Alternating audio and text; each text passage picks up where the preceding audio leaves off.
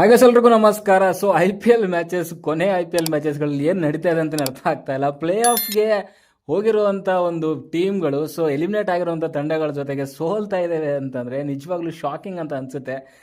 But play ಆಫಲ್ಲಿ ಅದರಲ್ಲೂ ಮುಖ್ಯವಾಗಿ top 2 ಸ್ಥಾನನ ಯಾರು ಗಳಿಸ್ಕೊಂತಾರೆ ಅನ್ನೋದು ಇನ್ನೂ ಕೂಡ ಸಸ್ಪೆನ್ಸ್ ಆಗಿ ಉಳ್ಕೊಂಡಿದೆ. ಆ್ಯಂಡ್ RCB ಅಭಿಮಾನಿಗಳು ಸಿಕ್ಕಾಪಟ್ಟೆ ಖುಷಿಯಾಗಿರ್ತಾರೆ, ಅಭಿಮಾನಿಗಳ ಜೊತೆಗೆ ಟೀಮು ಕೂಡ ಖುಷಿಯಾಗಿರುತ್ತೆ. ಬಿಕಾಸ್ ಅವರು ಲಾಸ್ಟ್ ಪಂದ್ಯ ಸೋತರು ಕೂಡ SRH ವಿರುದ್ಧ, ಅವರು ಇನ್ನೂ ಕೂಡ ಟಾಪ್ 2ಗೆ ಹೋಗುವಂಥ ಎಲ್ಲ ಅವಕಾಶಗಳು ಕೂಡ ಇದೆ.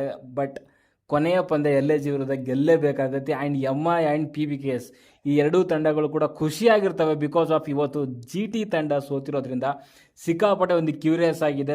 ಯಾರು ಟಾಪ್ 2ಗೆ ಹೋಗ್ತಾರೆ ಅಂತ ಅದ್ರ ಬಗ್ಗೆ ಮಾತಾಡೋಣ. ಇವತ್ತಿನ ಪಂದ್ಯದಲ್ಲಿ GT ತಂಡ ಅಗೇನ್ ಮತ್ತೊಂದು ಸಾರಿ, ಎರಡನೇ ಸಾರಿ ಸತತವಾಗಿ ಸೋತಿರುವಂಥದ್ದು ಪ್ಲೇ ಆಫ್ಗೆ ಹೋಗಿದ್ದಾದಮೇಲೆ.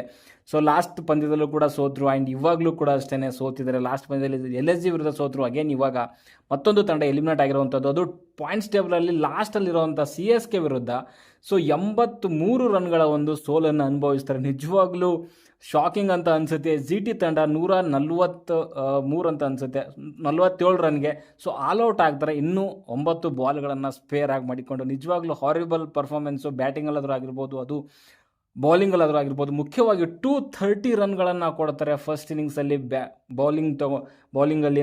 GT ಅವರು ನಿಜವಾಗ್ಲೂ ಇವ್ರ ಬೌಲಿಂಗ್ ಬಗ್ಗೆ ನನಗೆ ಸಿಕ್ಕಾಪಟ್ಟೆ ಡೌಟ್ ಇತ್ತು. ಅದರಲ್ಲೂ ಮುಖ್ಯವಾಗಿ ರಶೀದ್ ಖಾನ್ ಅಂತ ಫಾರ್ಮಲ್ಲಿಲ್ಲ, 2024 ನೋಡ್ತಾ ಇದ್ರು ಕೂಡ ರಿದಮಲ್ಲಿ ಕಾಣಿಸ್ತಾ ಇಲ್ಲ.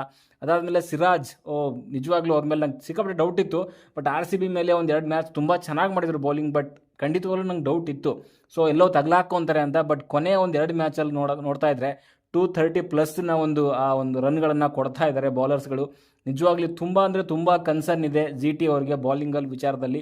ಇವಾಗ ಅಗೇನ್ ಮತ್ತೆ ಪ್ರೂವ್ ಆಗಿದೆ, ಮತ್ತೆ ತಗ್ಲಾಕೊಂಡಿದ್ದಾರೆ. ಆ್ಯಂಡ್ ಟಾಪ್ 2ಗೆ ಆರಾಮಾಗಿ ಹೋಗುವಂಥ ಒಂದು ಚಾನ್ಸ್ನ ಕಳ್ಕೊಂಡ್ರು ಅಂತಲೇ ಹೇಳ್ಬೋದು. ಗೊತ್ತಿಲ್ಲ ಇನ್ನೂ ಏನಾಗುತ್ತೆ ಅಂತ. ಮೇ ಬಿ ಆಲ್ಮೋಸ್ಟ್ ಕಷ್ಟ ಇದೆ ಇವಾಗ GT ಅವರಿಗೆ ಟಾಪ್ 2ದಲ್ಲಿ ಫಿನಿಷ್ ಮಾಡುವಂಥದ್ದು. ಇನ್ ಕೇಸ್ ಅವ್ರು ಟಾಪ್ 2ದಲ್ಲಿ ಫಿನಿಷ್ ಮಾಡಿಲ್ಲ ಅಂತಂದರೆ ಅವ್ರು ಮೇ ಬಿ ಎಲಿಮಿನೇಟ್ ಆಗ್ತಾರೆ, ಮೇ ಬಿ ಎಲಿಮಿನೇಟರ್ ಅಂತ ಅನಿಸ್ತಾ ಇದೆ.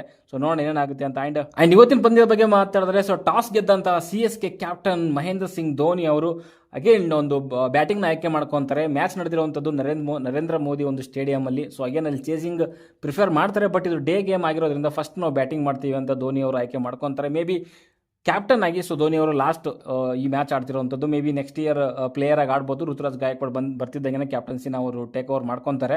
ಆ್ಯಂಡ್ ಇವತ್ತು ಬ್ಯಾಟಿಂಗ್ ಇಳಿದಂತಹ CSKನವರು ಫಸ್ಟ್ ಎಂಥ ಬ್ಯಾಟಿಂಗರು ಆಯುಷ್ ಮಾತ್ರೆಯಿಂದ ಭರ್ಜರಿ ಬ್ಯಾಟಿಂಗ್ ಅಂತ ಹೇಳ್ತೀನಿ. ಅದರಲ್ಲೂ ಮುಖ್ಯವಾಗಿ 2ನೇ ಓವರಲ್ಲಿ 28 ರನ್ಗಳನ್ನ ಬಾರಿಸ್ತಾರೆ ಅರ್ಷದ್ ಖಾನ್ ಅವ್ರಿಗೆ ಆಯುಷ್ ಮಾತ್ರೆ. ಆ್ಯಂಡ್ ಆಯುಷ್ ಮಾತ್ರೆ ಬಗ್ಗೆ ಮಾತಾಡಿದ್ರೆ ಸಿಕ್ಕಾಪಟ್ಟೆ ಒಂದು ಒಳ್ಳೆ ಟ್ಯಾಲೆಂಟ್ ಅಂತ ನನಗನ್ನಿಸ್ತದೆ. ಆ್ಯಂಡ್ ಅಂದರೆ ಆ ಟೆಕ್ನಿಕ್ ಶಾಟ್ಗಳಾಗಿರ್ಬೋದು, ಕ್ರಿಕೆಟಿಂಗ್ ಶಾಟ್ಗಳು ಸಖತ್ತಾಗಿ ಆಡ್ತಾರೆ. ಸುಮ್ಮನೆ ಹೊಡಿಬಡಿ ಆ ರೀತಿನಲ್ಲೆಲ್ಲ ತುಂಬ ಚೆನ್ನಾಗಿ ಆಡ್ತಾರೆ. RCB ವಿರುದ್ಧ ಆಡಿರೋ ಮ್ಯಾಚು ಕೂಡ ಅಷ್ಟೇ ತುಂಬ ಚೆನ್ನಾಗಿ ಆಡಿದ್ರು. ಆ್ಯಂಡ್ ಭುವನೇಶ್ವರ್ ಕುಮಾರ್ ಅವ್ರಿಗೂ ಕೂಡ ಲೀಲಾಜಾಲವಾಗಿ ರನ್ಗಳನ್ನ ಮಾಡ್ತಾರೆ. ಆ ಟ್ಯಾಲೆಂಟ್ ಅವ್ರ ಹತ್ರ ಕಾಣಿಸ್ತಾ ಇದೆ ಆಯುಷ್ ಮಾತ್ರೆ ಅವರು. ಆ್ಯಂಡ್ ಇವತ್ತು ಕೂಡ ಅಷ್ಟೇ 2ನೇ ಓವರಲ್ಲಿ 28 ರನ್ಗಳೇನೋ ಹೊಡಿತಾರೆ ಅರ್ಷದ್ ಖಾನ್ಗೆ. ಸಖತ್ತಾಗಿರುವಂಥ ಒಂದು ಬ್ಯಾಟಿಂಗ್ ಅಂತಲೇ ಹೇಳ್ತೀನಿ. ಆ್ಯಂಡ್ ಅದ್ಭುತವಾಗಿ ಆಡ್ರು. ಆ ಒಂದು ಸ್ಟಾರ್ಟ್ ಏನು ಬೇಕಿತ್ತಲ್ಲ ಅದನ್ನು ಕ್ಲಿಯರಾಗಿ ತಂದುಕೊಟ್ರು ಅಂತಲೇ ಹೇಳ್ತೀನಿ. ಆ್ಯಂಡ್ ಕಾನ್ವೆ ಅಗೇನ್ ತುಂಬ ಚೆನ್ನಾಗಿ ಸ್ಟಾರ್ಟಿಂಗಲ್ಲಿ ಸ್ವಲ್ಪ ಸ್ಟ್ರಗಲ್ ಪಟ್ಟರು. ಬಟ್ ಒಂದು ಕಡೆಗೆ ಆಯುಷ್ ಮಾತ್ರ ತುಂಬ ಚೆನ್ನಾಗಿ ಆಡ್ತಾಯಿದ್ರು. ಅವರೇನು ಪ್ರಸಿದ್ಧ ಕೃಷ್ಣ ಬೌಲಿಂಗಲ್ಲಿ ಔಟ್ ಆಗ್ತಾರೆ. ಅದಾದಮೇಲೆ ಕಾನ್ವೆ ಒಂದು ಸ್ವಲ್ಪ ಟೈಮ್ ತೊಗೊಂಡ್ರು ಕೂಡ ತುಂಬ ಚೆನ್ನಾಗಿ ಆಡಿದ್ರು ಅಂತಲೇ ಹೇಳ್ಬೋದು. ಒಂದು ಡೀಸೆಂಟ್ ಆಗಿರುವಂಥ ಒಂದು 50 ಮಾಡ್ಕೊತಾರೆ 52 35 ಬಾಲಲ್ಲಿ. 148 ಸ್ಟ್ರೈಕ್ ರೇಟಲ್ಲಿ ತುಂಬ ಚೆನ್ನಾಗಿ ಆಡಿದ್ರು. ಬಟ್ ಕೆಳಗಡೆಗೆ ಉರ್ವಿಲ್ ಪಟೇಲ್ ಅವ್ರದ್ದೊಂದು ಚಿಕ್ಕ ಒಂದು ಆಟ ಆದರೂ ಕೂಡ 37 in 19 ಡೆಲಿವರೀಸ್. ಅವರು ಕೂಡ ಅಷ್ಟೇ ಒಂದು ಆಯುಷ್ ಮಾತ್ರೆ ರೀತಿಯಲ್ಲೇ ತುಂಬ ಒಂದು ವೇಗವಾಗಿ ರನ್ ಮಾಡಿರುವಂಥದ್ದು. ಸಿಕ್ಕಿರುವಂಥ ಒಂದು ಬಾಲ್ಗಳಿಗೆ ಬೌಂಡ್ರಿಗಳನ್ನು ತೊಗೊಳ್ಳೋವಂಥ ಒಂದು ಪ್ರಯತ್ನದಲ್ಲಿ ಅವರು ಕೂಡ ಸಕ್ಸಸ್ಫುಲ್ ಆದರು ಅಂತ ಹೇಳ್ತೀನಿ. ಉರ್ವಿಲ್ ಪಟೇಲ್ 37 in 19 ಬಾಲ್.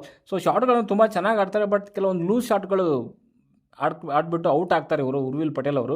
ಸ್ವಲ್ಪ ಬ್ಯಾಟಿಂಗಲ್ಲಿ ಡಿಸಿಪ್ಲಿನ್ ಬಂದರೆ ಇವರು ಕೂಡ ಒಂದು ಒಳ್ಳೆ ಅಸೆಟ್ ಆಗ್ತಾರೆ CSKಗೆ ಅಂತಲೇ ಹೇಳ್ತೀನಿ. 37 in 19 ಡೆಲಿವರೀಸಲ್ಲಿ ಸಾಯಿ ಕಿಶೋರ್ ಅವ್ರಿಗೆ ಒಂದು 6 ಹೊಡೆದು ನೆಕ್ಸ್ಟ್ ಬಾಲ್ ಕೂಡ ಒಂದು ಬಿಗ್ ಶಾಟ್ ಹೊಡೆಯೋಕ್ಕೆ ಹೋಗಿ ಶುಭ್ಮನ್ ಗಿಲ್ ಅವ್ರಿಗೆ ಕ್ಯಾಚ್ ಕೊಟ್ಟು ಔಟ್ ಆಗ್ತಾರೆ. ಆ್ಯಂಡ್ ಕೆಳಗಡೆ ಬಂದ ಶಿವಮ್ ದುಬೆ ಅವ್ರೇನು ಅಂತ ಇವತ್ತು ಡ್ಯಾಮೇಜ್ ಮಾಡಲಿಲ್ಲ, 2 6 ತೊಗೊತಾರೆ. ಬಟ್ 6 ಹೊಡೆದಾದ್ಮೇಲೆ ಅವರು ಕೂಡ ಬೇಗನೆ ಔಟ್ ಆಗ್ತಾರೆ. 17 ರನ್ನು ತುಂಬ ಅಂದರೆ ತುಂಬ ಇಂಪ್ಯಾಕ್ಟ್ಫುಲ್ ಮಾಡಿರುವಂಥದ್ದು. ಆ್ಯಂಡ್ ತದಕಿದ್ದು ಅಂತಂದರೆ ಅದು ಡೆವಾಲ್ಟ್ ಬ್ರೇವಿಸ್ ಅಂತಲೇ ಹೇಳ್ತೀನಿ. 57 in 23 ಡೆಲಿವರೀಸ್, 247 ಸ್ಟ್ರೈಕ್ ರೇಟಲ್ಲಿ.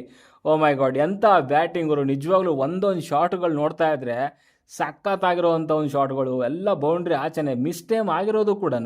ಸೊ ಬೌಂಡ್ರಿಯಿಂದ ಆಚೆ ಹೋಗಿ ಸಿಕ್ಸ್ ಹೋಗ್ತಾ ಇದ್ವು ಅಂತಂದರೆ ಯಾವ ಪವರ್ ಇಟ್ಕೊಂಡಿದ್ದಾನೆ ಈ ಮನುಷ್ಯ ಅಂತ ನಿಮ್ಗೆ ಕ್ಲಿಯರಾಗಿ ಗೊತ್ತಾಗುತ್ತೆ. ಯಾವಾಗ ಡೇವಿಡ್ ಬ್ರೇವಿಸ್ ಅವರು CSK ಕ್ಯಾಂಪ್ ಸೇರ್ಕೊಂಡಿದ್ರೆ ಅವರ ಬ್ಯಾಟಿಂಗ್ ಶೈಲಿನೇ ಚೇಂಜ್ ಆಗಿಬಿಟ್ಟಿದೆ. ಅದರಲ್ಲೂ ಮುಖ್ಯವಾಗಿ ಆಯುಷ್ ಮಾತ್ರೆ ಆ್ಯಂಡ್ ಡೇವಿಡ್ ಬ್ರೇವಿಸ್ ಇಬ್ಬರೂ ಕೂಡ CSK ಬ್ಯಾಟಿಂಗ್ ಪವರ್ ಅಂತಲೇ ಹೇಳ್ತೀನಿ. ಆ್ಯಂಡ್ ಸ್ಟಾರ್ಟಲ್ಲಿ ಮಾಡುವಂಥದ್ದು ಆಯುಷ್ ಮಾತ್ರೆ, ಎಂಡ್ ಮಾಡುವಂಥದ್ದು David Brevis. Oh my god, ಇಂಥ ಟ್ಯಾಲೆಂಟ್ಗಳನ್ನ ತೊಗೊಂಡು ಬನ್ನಿ ಅಂತಂದರೆ ಯಾವುದ್ಯಾವುದೋ ಹೂಡ ಅಂತೆ ಯಾರ್ಯಾರನ್ನೋ ತೊಗೊಂಡು ಬಂದರು. ನಿಜವಾಗ್ಲೂ ತ್ರಿಪಾಠಿ ಅವರೆಲ್ಲ ಔಟ್ಡೇಟೆಡ್ ಅಂತ ಅನಿಸುತ್ತೆ. ಬಟ್ ಈ ಟ್ಯಾಲೆಂಟ್ಗಳಿದಾವಲ್ಲ ನಿಜವಾಗ್ಲೂ ಈ ಆಯುಷ್ ಮಾತ್ರೆ ಆ್ಯಂಡ್ ಡೇವಿಡ್ ಬ್ರೇವಿಸ್ ಅದ್ಭುತವಾಗಿರುವಂಥ ಬ್ಯಾಟಿಂಗ್ ಆಡಿದ್ರು. CSKಗೆ ಈ ಲೇಟರ್ ಒಂದು ಸೀಸನಲ್ಲಿ ತೊಗೊಳಕ್ಕೆ ಹೋದರೆ. ಆ್ಯಂಡ್ ಇವರಿಬ್ಬರನ್ನು ಕೂಡ ಮೇ ಬಿ ರಿಟರ್ನ್ ಮಾಡ್ಕೊತಾರೆ ನೆಕ್ಸ್ಟ್ ಸೀಸನ್ಗೆ, ಯಾವುದೇ ಡೌಟ್ ಇಲ್ಲದೇ. And David Brevis, oh my god, ಎಂಥ ಬ್ಯಾಟಿಂಗರು ನಿಜವಾಗ್ಲೂ. AB ಡಿವಿಲಿಯರ್ಸ್ ಅವ್ರನ್ನ ನೋಡ್ದಂಗೆ ಆಯಿತು. ಆ ರಿವರ್ಸ್ ಸ್ವೀಪ್ ನೋಡ್ತಾ ಇದ್ರೆ ಸಿಕ್ಕಾಪಟ್ಟೆ ಖುಷಿ ಆಯಿತು. ನಾನು ಒಂದು ಹಾಕಿದ್ದೆ ಅಲ್ಲಿ ನೋಡಿದ್ದೆ ಥಂಬ್ನೇಲ್ನಲ್ಲಿ. ಸೊ ಆ ರಿವರ್ಸ್ ಸ್ವೀಪ್ ಎಲ್ಲ ನೋಡ್ತಾ ಇದ್ರೆ ಒಂದು ರೀತಿಯಲ್ಲಿ AB ಡಿವಿಲಿಯರ್ಸ್ ಅವರ ಬ್ಯಾಟಿಂಗ್ ನೋಡ್ದಂಗೆ ಆಯ್ತು ನನಗೆ. ಇವರು ಕೂಡ ಸೌತ್ ಆಫ್ರಿಕಾದಿಂದ ಬರ್ತಾರೆ. ಆ್ಯಂಡ್ ಬೇಬಿ AB ಅಂತಲೇ ಇವರು ಕರ್ಸ್ಕೊತಾರೆ. ತುಂಬ ಟ್ಯಾಲೆಂಟ್ ಇರುವಂಥ ಹುಡುಗ. ಮುಂಬೈನಲ್ಲಿದ್ದಾಗ ಕೆಲವು ಚಾನ್ಸಸ್ ಸಿಕ್ಕರೂ ಕೂಡ ತುಂಬ ಚೆನ್ನಾಗಿ ಆಡಿದರು.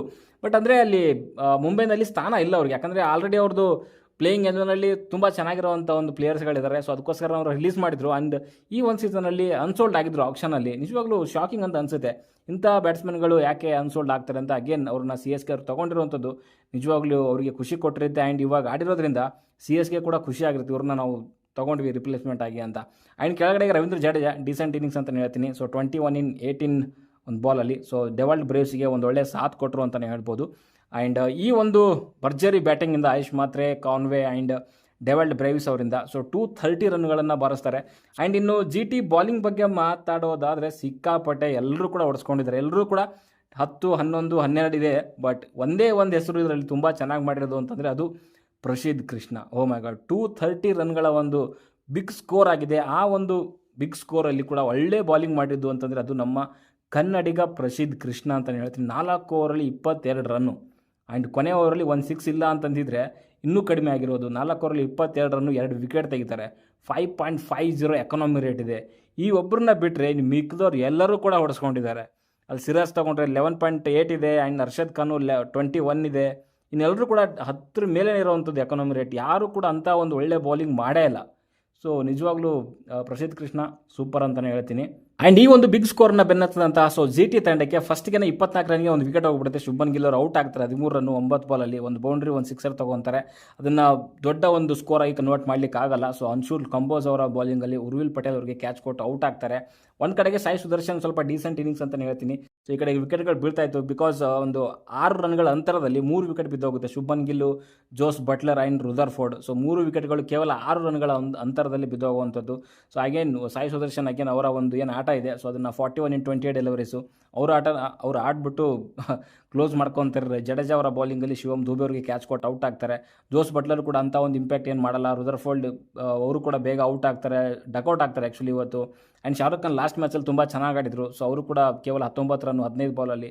ಸೊ ಅವರು ಕೂಡ ಜಡೇಜಾ ಬೌಲಿಂಗಲ್ಲಿ ಪತಿರಾಣ ಅವರಿಗೆ ಕ್ಯಾಚ್ ಕೊಟ್ಟು ಔಟ್ ಆಗ್ತಾರೆ. ರಾಹುಲ್ ತಿವಾಟಿಯಾ ಈ ಮನುಷ್ಯ ಏನಕ್ಕಿದ್ದಾನೆ ಟೀಮಲ್ಲಿ ಅಂತಲೇ ನನಗೆ ಅರ್ಥ ಆಗೋದಿಲ್ಲ.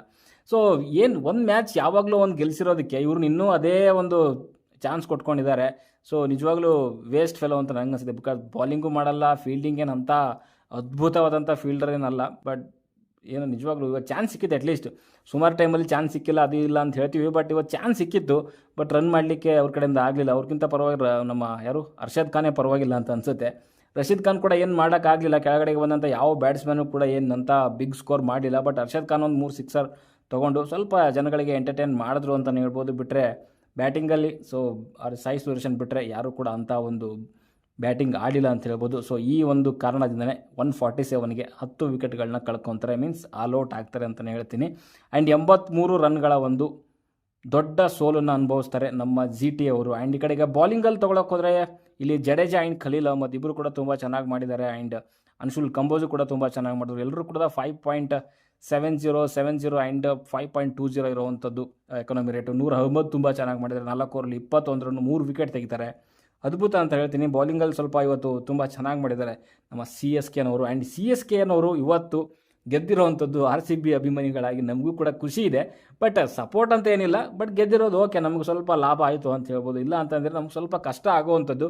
ಅಗೇನ್ ಇವತ್ತು ಸೋತಿರೋವಂಥದ್ದು GT RCB ಅಭಿಮಾನಿಗಳಿಗೆ ಖುಷಿ ಇದೆ. ಆ್ಯಂಡ್ ಇವಾಗ ಇನ್ನೂ ಓಪನ್ ಆಗಿದೆ, ಟಾಪ್ 2 ಪೊಸಿಷನ್ ಯಾರು ಹೋಗ್ತಾರೆ ಅಂತ. ಸೊ ಟಾಪ್ 2 ಪೊಸಿಷನ್ಗೆ ಹೋಗಬೇಕು ಅಂತಂದರೆ RCB ಅಂತೂ LSG ವಿರುದ್ಧ ಗೆಲ್ಲೇಬೇಕಾಗುತ್ತೆ. LSG ವಿರುದ್ಧ ಗೆದ್ದರೆ ಖಂಡಿತವಾಗ್ಲೂ ನಾವು ಡೈರೆಕ್ಟಾಗಿ ಸೊ ಟಾಪ್ 2ಗೆ ಹೋಗ್ತೀವಿ. ಇನ್ ಕೇಸ್ MI ವಿರುದ್ಧ ಏನಾದರೂ PBKS ಗೆದ್ದರೆ PBKS ಸ್ಥಾನ ಟಾಪ್ 2ನಲ್ಲಿ ಫಿಕ್ಸ್ ಆಗುತ್ತೆ. PBKS ವಿರುದ್ಧ MI ಏನಾದರೂ ಗೆದ್ದರೆ ಸೊ ಅಲ್ಲಿ ಸ್ವಲ್ಪ GT ಜೊತೆಗೆ ನೆಟ್ ರನ್ ರೇಟ್ ಮೇಲೆ ಸೊ ಆ ಒಂದು ಚಾನ್ಸಸ್ ಇದೆ, ಏನಾಗುತ್ತೆ ಏನು ಎತ್ತ ಅನ್ನೋದು. ಸೊ ಅದ್ರ ಮೇಲೆ ಅವಲಂಬನೆ ಇರೋದು ಅಂಥದ್ದು ಅಂತಲೇ ಹೇಳ್ತೀನಿ. ಓಕೆ, ಸೊ ಈ ರೀತಿಯಲ್ಲಿ ಟಾಪ್ 2 ಸ್ವಲ್ಪ ಇನ್ನೂ ಕ್ಯೂರಿಯಾಸಿಟಿ ಜಾಸ್ತಿನೇ ಇದೆ. ಸೊ ನೋಡೋಣ ಏನೇನಾಗುತ್ತೆ ಅಂತ. ಸದ್ಯಕ್ಕೆ ಹೊಡೆದಲ್ಲಿ ಇಷ್ಟ ಲೈಕ್ ಮಾಡಿ, ಶೇರ್ ಮಾಡಿ, ಚಾನಲ್ ಸಬ್ಸ್ಕ್ರೈಬ್ ಮಾಡ್ಕೊಳ್ಳಿ ಅಂತ ಹೇಳ್ತಾ ಮುಂದಿನ ವಿಡಿಯೋದಲ್ಲಿ ಸಿಗೋವರೆಗೂ ಟಾಟಾ, ಬಾಯ್ ಬಾಯ್.